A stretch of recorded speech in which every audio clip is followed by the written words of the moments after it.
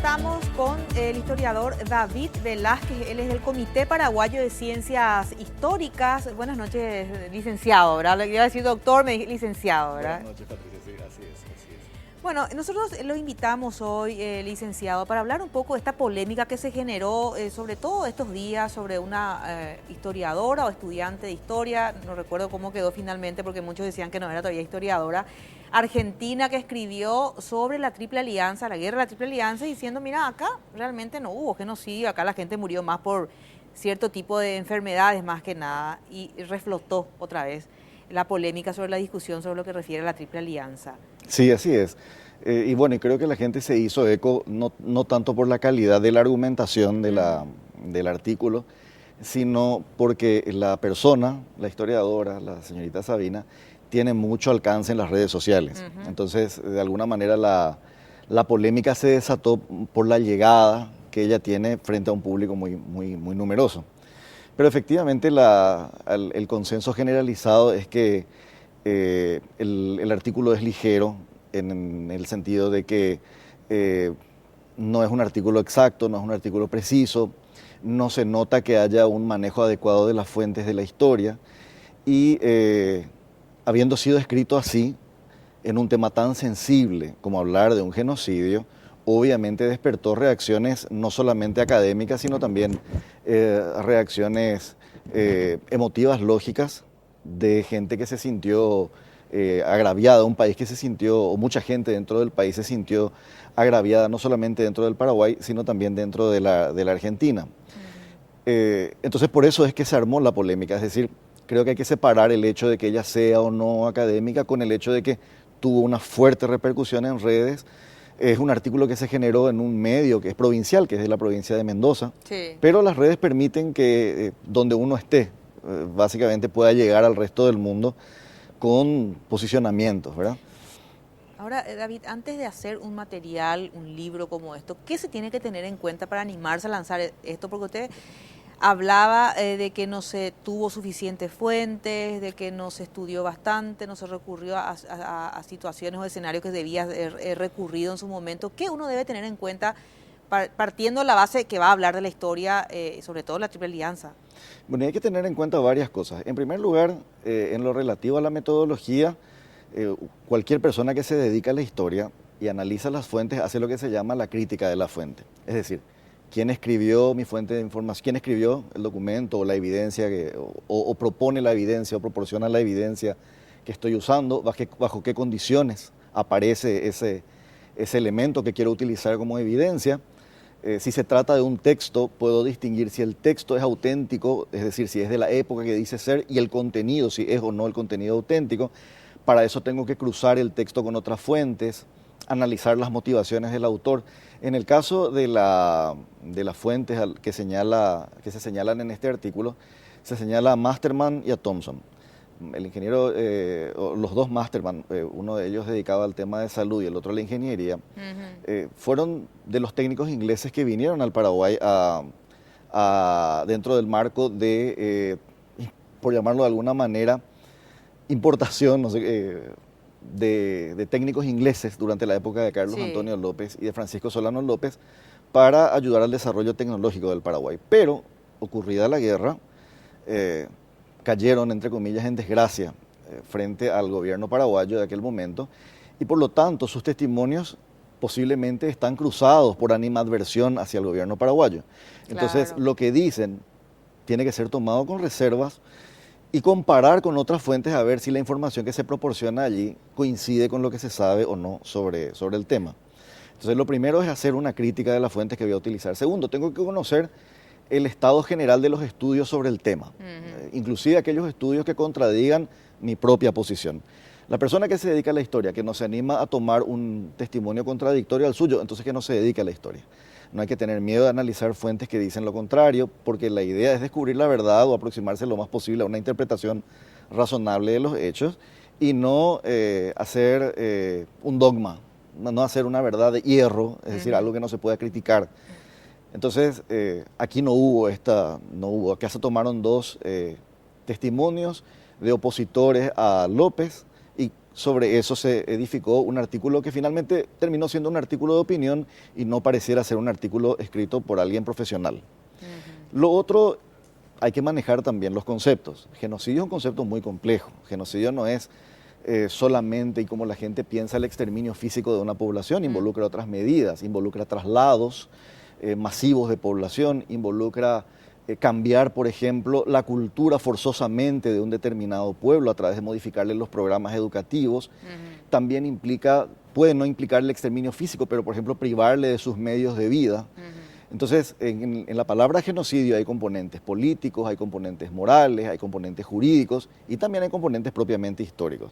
Entonces, uno no puede utilizar una palabra que despierta tanta sensibilidad como genocidio de una manera tan precaria y tan ligera, sabiendo que es un concepto que puede explorarse por todos estos lugares. De hecho, dentro de la historia en general, del campo de los estudios de la historia, el concepto de genocidio no es tan antiguo. Antes se hablaba de guerras de exterminio. El concepto de genocidio es un concepto del siglo XX.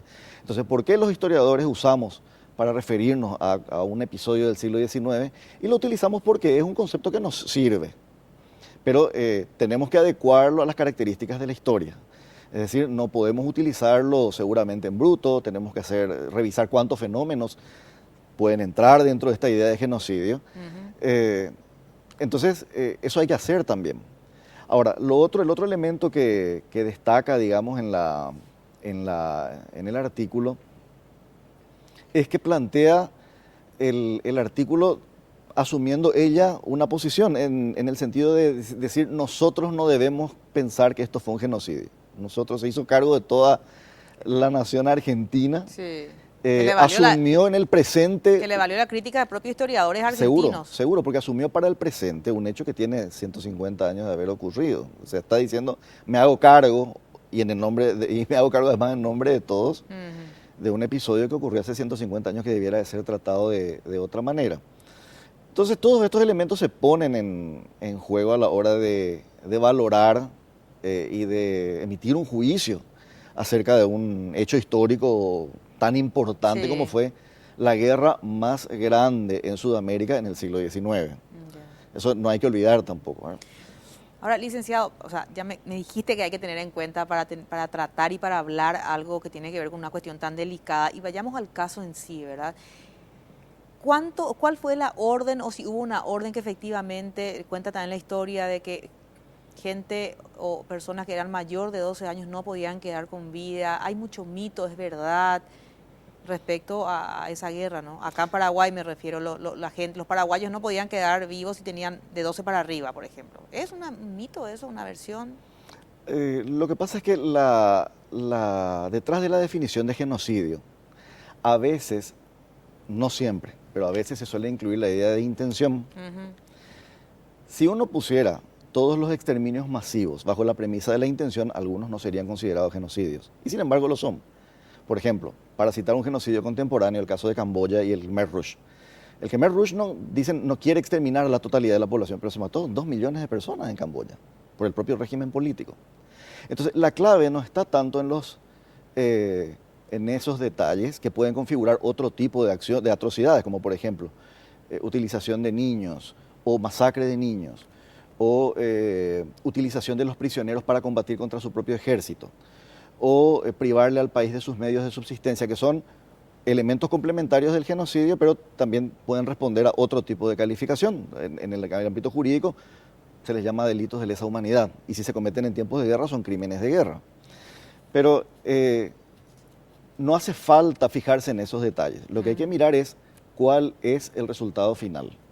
Y el resultado final es un país que en las estimaciones más pesimistas perdió alrededor del 55 o el 60% de su población, y en las estimaciones más optimistas pudo haber perdido hasta el 80% de su población, inclusive un poco más.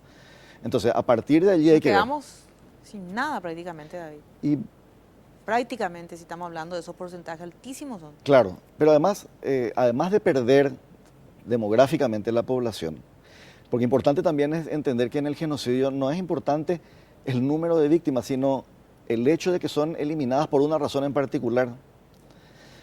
Y esa razón puede ser racial, puede ser política, puede ser religiosa. Son las tres grandes razones, puede haber otras, pero básicamente son esas tres. Y obviamente la motivación estatal de un país, pretender exterminar a otro. No hace falta en el genocidio, para definir el genocidio, que el exterminio sea total. Hay otros casos de genocidio en la historia que se definen porque murió gran parte de la población y al resto se le intentó cambiar su modo de vida, es decir, sacarle su identidad. En ese sentido, una vez que concluyó la guerra de la Triple Alianza, permanecieron tropas de ocupación y, por ejemplo, los programas educativos, eso uno lo puede comprobar yendo al Archivo Nacional. En los primeros años tenían en los exámenes preguntas, por ejemplo, ¿cómo es Buenos Aires? La pregunta que tenía que responder un niño paraguayo, una niña paraguaya de 1875-76, ¿cómo es Buenos Aires? En un examen donde no había ninguna otra pregunta en relación con su propio país. Claro. Entonces, todo ese proyecto educativo, por ejemplo, tenía la idea de que el paraguayo ya no tuviera memoria de su pasado, sino que comenzara de nuevo. Por eso se llama regeneración ese proyecto educativo. Bueno, regenerarle a alguien, imponerle un programa educativo por la fuerza, Es genocidio. hoy en día se puede considerar como un componente de genocidio y como un genocidio. Trasladar forzosamente a una población también es genocidio. Entonces, por eso digo que el concepto es amplio y no involucra únicamente el exterminio. Por supuesto que el exterminio físico es como la expresión más visible y extrema, pero no es la única forma de eliminar un pueblo. Entonces, acá se sucedieron una serie de factores. Por otro lado, el problema del artículo, al tratar únicamente con este elemento de guerra y decir que no murieron tantos en batalla como con enfermedades, ignora el hecho de que en cualquier escenario de guerra, en cualquier lugar del mundo, las condiciones de salud empeoran por falta de posibilidad de asistencia, logística, transportar medicamentos, no poder llevar una estadística adecuada de salud, la aglomeración en los campos, ¿verdad? La densidad hace que los contagios sean mucho más fáciles en los campos de reclutamiento o en los regimientos. El estado de proximidad hace que el contagio sea mucho más fácil. Si la población está dispersa, el contagio es mucho más lento y la posibilidad de socorro es mucho más efectiva posiblemente. Entonces, hay que tomar con delicadeza y con mucho rigor los elementos para poder calificar un acto como genocidio, pero también hay que tomar con el mismo rigor para decir no fue. Y acá no hay ningún elemento en este artículo que diga y que explique por qué no fue. Y por otro lado hay una polémica también dentro de la propia Argentina, ¿verdad? Entre corrientes historiográficas distintas que reconocen la identidad argentina a partir de la guerra. Es decir, mejor dicho, la guerra de la Triple Alianza es un elemento clave también dentro de la historia argentina y hace su identidad. Entonces, de alguna manera hay corrientes que no quieren que un genocidio forme parte de su identidad. Y hay corrientes que dicen, entonces no fue un genocidio. Pero esa es una polémica que se da acá, se da allá, se da en todos lados. En Alemania, con el tema de la Segunda Guerra Mundial, los alemanes asumieron que cometieron un genocidio y repararon, en el caso a los judíos, en el caso de la Segunda Guerra Mundial, pero ahora, por ejemplo, Alemania está discutiendo con Namibia por unos hechos de genocidio ocurridos en 1910. Entonces, asumen que tienen que reparar un daño. En cambio, por ejemplo, en Turquía, no se acepta que hubo un genocidio hacia los armenios. ¿Por qué? Porque esas guerras son constituyentes de su identidad. ¿Qué pasó? Antes las guerras eran muy importantes para constituir la nacionalidad. No se miraba el genocidio como un crimen. Claro. Se miraba, como en todo caso, como un crimen de honor, un crimen de guerra, pero se terminaba exaltando el valor de los héroes. Hoy, con tantos genocidios y el alcance global de los genocidios, las lecciones que dejan, necesitamos pasar también a otro plano, que es, bueno, ¿qué aprendemos de los genocidios como lección no solo para un país determinado, sino para el conjunto de la humanidad? Por eso hay hoy grupos especializados de estudios exclusivamente sobre genocidios. Porque la idea es que los genocidios no vuelvan a ocurrir. Entonces, no basta con enumerar el hecho, también hay que comprender por qué, cómo ocurrió, qué consecuencias tuvo, si nos vamos a referir únicamente a las batallas o nos vamos a referir también a la población civil, si nos vamos a referir únicamente a lo que ocurrió durante la guerra o nos vamos a referir también a lo que ocurre después de la guerra o después de lo militar. Todo eso estudiamos. En el caso de Paraguay, si pudiéramos, por ejemplo, mirar la guerra y evaluar la guerra desde otros puntos de vista, nos preguntaríamos, por ejemplo, bueno, ¿Cuántos profesionales, carpinteros, herreros, plateros dejamos de tener? No solamente el exterminio en número, sino qué perdimos en términos de privarnos de medios de vida. Sobrevivieron tantos. ¿En qué condiciones? Tenían discapacidad, es decir, no podían tampoco valerse por sí mismos muchos para producir lo que necesitaban para vivir. La pérdida de territorios, ¿qué significó para la economía? Entonces, todos esos factores hay que ponerlos sobre la mesa para discutir y discutirlos con mucho respeto por la memoria de los muertos. No hay muertos de primera, no hay muertos de segunda. Todos los muertos sufrieron un dolor que nosotros quizás no nos podamos imaginar, pero hasta por respeto a la memoria de los muertos y por respeto a la verdad, hay que hacer el ejercicio de discutir con rigor y con profundidad. Y esto creo que es lo que en el fondo, en realidad, causó más escozor que cualquier otra cosa. Que no hubo esa rigurosidad. No hubo rigurosidad, no hubo respeto por lo que ocurrió, por las figuras de los protagonistas. Se lanzó como una provocación. Hablaba ella, inclusive la historiadora, de una victimización que justamente hacía que los paraguayos nos salgan adelante justamente diciendo todo el tiempo, no, nosotros fuimos víctimas de la guerra de la Triple Alianza. En esos términos se refería a ella en algún momento. Pero, en primer lugar, yo quisiera discutir justamente ese concepto. Si hay algún tipo de victimismo, tendrán que hacerse cargo los que lo protagonicen, pero en primer lugar habría que definir si efectivamente eso existe. La segunda pregunta es, pasados 150 años, y asumiendo que haya una actitud victimista, solamente se debe a la guerra. No hubo casos suficientes de guerras civiles en el Paraguay para considerar que nuestros problemas pasan por otros lugares. No hay otros elementos que expliquen mejor el presente que una actitud victimista. A mí me gustaría discutir también ese concepto, porque pareciera una afirmación lanzada a sí mismo, como el caso de genocidio, lanzada al vuelo. Y lo fue, de hecho, fue al vuelo. Claro, por lo eso hacía digo, ya a través de su cuenta, aprovechando justamente lo que decía el licenciado, o sea, la cantidad de seguidores que tiene y lo que generaba eso, ¿verdad? Claro. Ahora digo, me parece que es riesgoso referirse así a la actitud de un colectivo. Y por otro lado, creo que es importante también, 150 años después de la guerra, referirnos al hecho como en el pasado. No hacer de eso un arma del presente 150 años después. O sea, la guerra fue entre 4 países, o 3 contra 1, que hoy son parte de un acuerdo regional. Un escenario absolutamente diferente. Claro, corrió mucha agua bajo el puente a lo largo de estos 150 años. Pueden haberse o no mantenido ciertas tendencias. Inclusive tuvimos, y hace poco un historiador publicó un libro sobre los eventos del Salto de Guairá que condujeron después a los tratados de Itaipú, los eventos militares de aquel momento. Pero no es sencillo establecer la conexión entre eso y la guerra, porque pasó demasiado tiempo. Hay que buscar si hay alguna explicación alternativa mediante hechos más cercanos en el tiempo, no necesariamente los más lejanos, salvo que podamos descubrir alguna tendencia de 150 años, lo cual sería realmente muy difícil.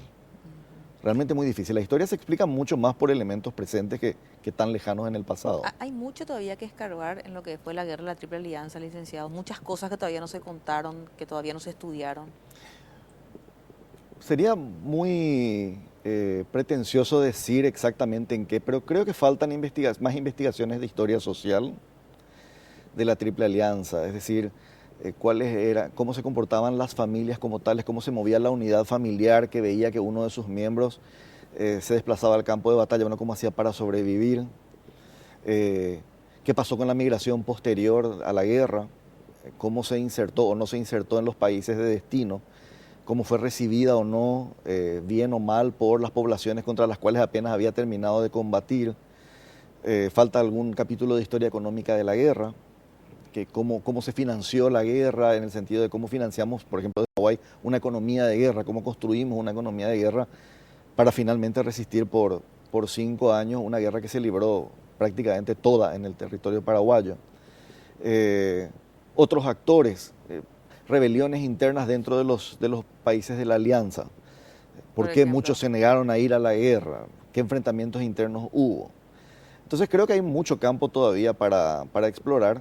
Hay muchas investigaciones que están profundizando la dimensión militar y sería bueno que hubiera otras investigaciones que profundicen las dimensiones más sociales de la guerra, o económicas, inclusive culturales de la guerra. Tenemos muchos estudios, por ejemplo, acerca de las imágenes de los periódicos de trinchera. Bueno, ¿qué más podemos decir de la percepción que cada uno tenía del adversario? ¿Cómo influyó eso en la actitud hacia el contendiente en ese momento? ¿Qué se decía, qué no se decía? Todo eso está por revisarse y el archivo, en nuestro caso, el Archivo Nacional, por citar un caso, es un riquísimo espacio de consulta de cuestiones pendientes allí. Por ejemplo. Licenciado David Velázquez, le agradecemos mucho por su presencia aquí en la jornada y esperamos invitarlo de vuelta pronto y que usted tenga la disposición también, como siempre. No, muchas gracias por la invitación y buenas noches a la teleaudiencia. Bueno, nosotros...